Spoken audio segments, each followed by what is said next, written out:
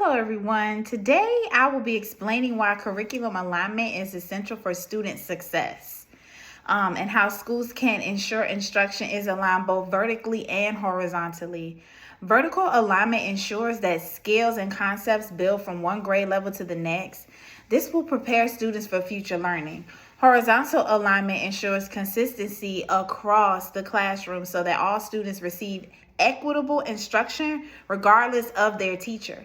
Together, these forms align and create a coherent learning experience and help students meet grade level expectations. When curriculum is aligned with standards, several problems can occur. When curriculum is not aligned with standards, several problems can occur. So first, students may lack prerequisite skills needed for success in future grades.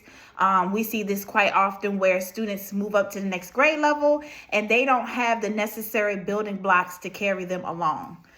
Second, students' achievement on benchmark and state assessments may decline because students are tested on content that was not adequately taught.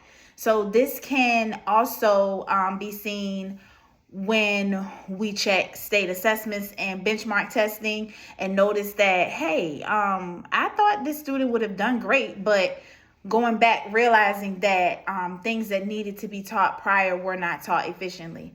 Finally, overall student achievement can suffer due to learning gaps and inconsistent instruction.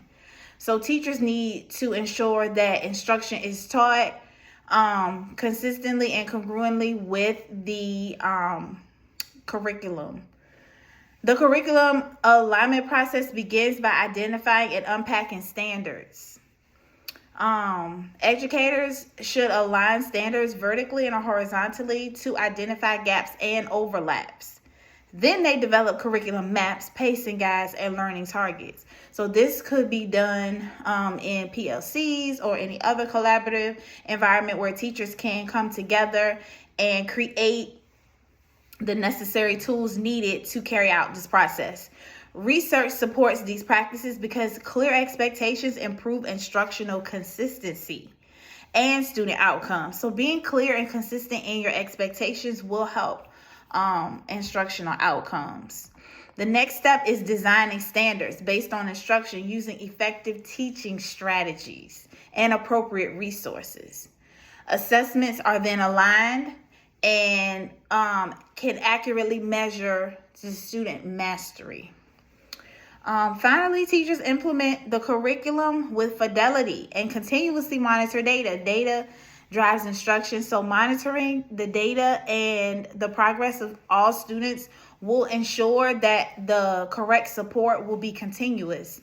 By following these research-based practices, schools can create and align curriculum.